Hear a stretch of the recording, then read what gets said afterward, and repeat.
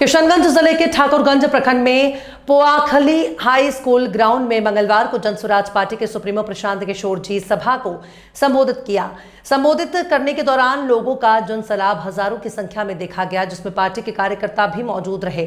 जन स्वराज के सूत्रधार प्रशांत किशोर जन स्वराज एक दिवसीय दौरे पर किशनगंज पहुंचे। प्रांत किशोर का कोचा धामन, बहादुरगंज, पोआखली आदि स्थानों पर बड़ी संख्या में लोगों ने स्वागत किया। इसके साथ ही उन्होंने ठाकुरगंज प्रखंड के पोआखली नगर पंचायत में हजारों की संख्या में उपस्थित लोगों की जनसभा को संबोधित किया।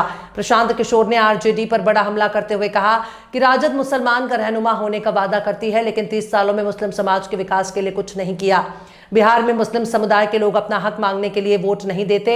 बिहार में मुसलमान भाजपा के दर से लालटेन को वोट देते हैं। उन्होंने कहा कि मुस्लिम समुदाय लालटेन में केरोसिन की तरह जल रहा है और कहानी और कुछ हो रही है। मुस्लिम समुदाय 30 वर्षों से लालटेन को वोट देता है और लेकिन ना तो उनका विकास हुआ, ना ही उनकी राजनीतिक भागीदारी मिली और ना ही वो अपने राजनीतिक भाजपा को हरा पाए। अब समय आ गया है, मुसलमान को भाजपा से डरना छोड़ देना चाहिए और अपने बच्चों के अधिकारों के लिए वोट देना चाहिए। उन्होंने कहा कि अगली बार वोट लालू नीतीश के चेहरे पर नहीं, अपने बच्चों के चेहरे को देखकर दीजिएगा। उन्होंने ठाकुरगंज की जनता से अपील की है कि उनके बच्चों को लूटने वाले नेताओं को वोट ना दें, अगली बार अपने बच्चों के लिए वोट दें और बिहार में जनता का राज स्थापित करें। वहीं गौरतलब होगा, जिला प्रवक्ता निहाल अख्तर, प्रभारी ठाकुर विधानसभा उम्मीदवार इकरामु उल हक, बहादुरगंज विधानसभा उम्मीदवार प्रोफेसर मुसाविर आलम, बहादुरगंज उम्मीदवार शाइस्ता। चल चुका प्रशांत किशोर जी का क्या लग रहा है? ये चिंगारी लग चुकी है और चिंगारी निश्चित रूप से भड़केगी। और आप जैसा कि आप लोग जानते हैं, अब चौथा स्तंभ है, जितनी भी क्रांतियाँ इस देश में हुई है आज़ादी की लड़ाई से लेकर अब तक, उसकी चिंगारी बिहार से जलाई गई और पूरे हिंदुस्तान में। आज बिहार जो हम ज्ञान बांटने में, प्रजाति की मूल्यों को पूरी दुनिया में फैलाने में हमने योगदान दिया है। शिक्षा में की जगत में मतलब कोई भी ऐसा क्षेत्र नहीं है जहाँ बिहार का योगदान नहीं रहा, लेकिन बदकिस्मती है कि आज सबसे हम पीछे। मुस्लिम समाज का क्षेत्र है और काफ़ी संख्या में लोग भीड़ थे और पूरे संबोधन में प्रशांत किशोर जी वक्फ बोर्ड के बारे में कहीं चर्चा नहीं की। अरे वक्फ बोर्ड ये मौजूदा गवर्नमेंट का जो है मैंने सोचा समझा हुआ नीति एक वसूल है। निश्चित रूप से कानून बनता है लोगों की भलाई के लिए, लेकिन जिस कानून में कुछ त्रुटियाँ आ जाती है तो उसमें संशोधन होना चाहिए। लेकिन मौजूदा गवर्नमेंट ने जो कानून में संशोधन किया, ये उसका मकसद कानून से कोई लेना देना नहीं, वो ध्रुवीकरण की राजनीति करना चाहता है। इससे क्या होगा कि एक मुस्लिम वर्ग नाराज हो जाएगा और हमारा दूसरा वर्ग खुश हो जाएगा और ध्रुवीकरण के चलते हमको मेरा वोट मिल जाएगा। जिसको प्रशांत जी ने स्पष्ट शब्दों में, सरकार की कोई मंशा नहीं है। ये आप लोगों को सोचना चाहिए, जब हमारा हिंदू ट्रस्ट भी है ना भाई, मुस्लिम ट्रस्ट है, हिंदू ट्रस्ट है, जब हिंदू ट्रस्ट में कोई मुस्लिम नुमाइंदा नहीं होगा तो मुस्लिम ट्रस्ट में क्यों होगा? ये अपना दीजिए कानून, लोग अमल नहीं करेगा। कानून लोगों के लिए, जनता के लिए। जब आप 3 तलाक किए ना भाई, कितना लागू है? आप, मैं एक उदाहरण देता हूँ, मुस्लिम समाज में आप दूसरा विवाह नहीं कर सकते। मैं हजारों बता सकता हूँ, दूसरा, तीसरा, चौथा विवाह किया है, आप कहाँ रोक पाए? किसको सजा दीजिएगा?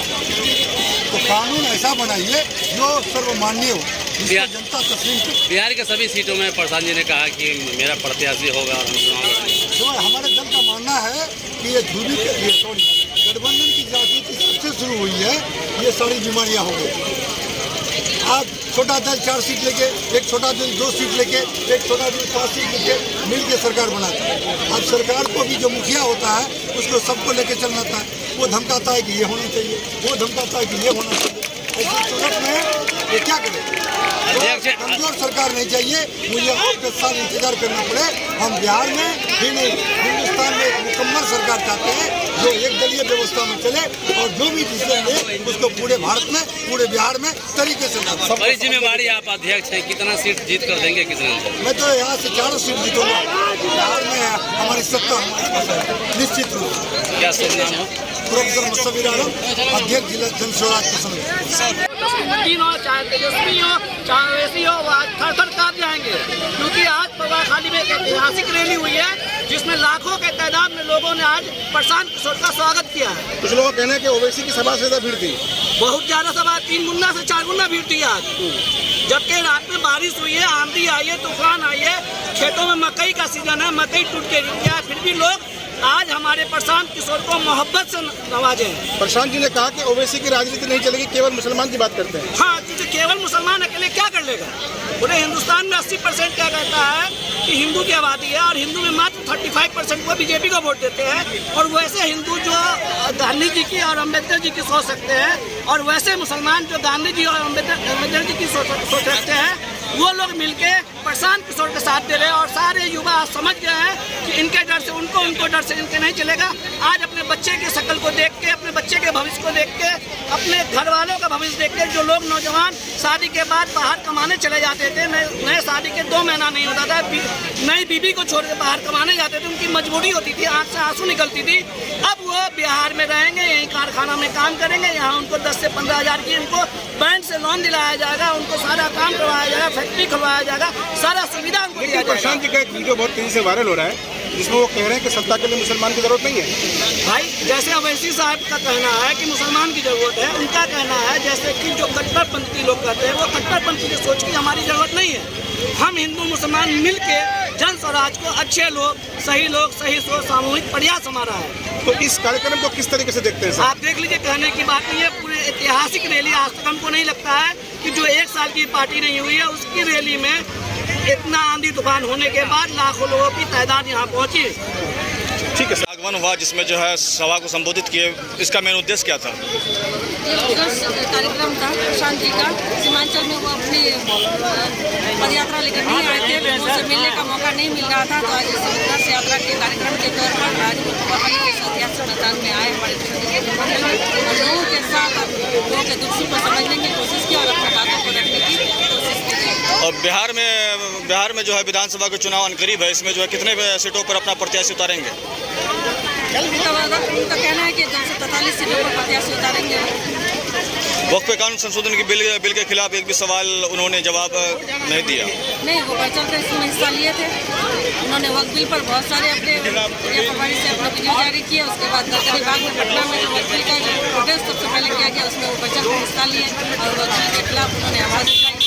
सबने आवाज़ उठाई, तमाम जनसराजी नेता नेत्रियों ने इसके खिलाफ आवाज़ उठाई और अभी भी हम इसके प्रोटेस्ट में लगे हुए हैं। अपना परिचय कराइए। मेरा नाम शाइस्ता राना, बहादुरगंज विधानसभा।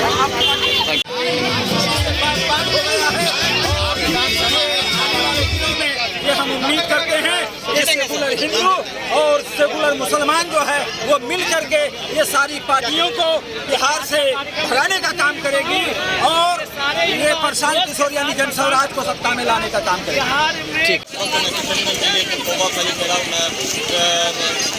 ग्राउंड में मौजूद हूँ।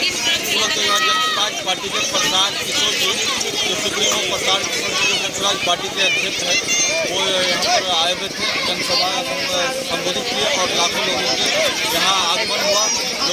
काफ़ी लोगों का भीड़ देखने को मिला, लाखों से ज़्यादा लोगों की भीड़ देखने को मिला, काफ़ी जो उत्साह का माहौल था।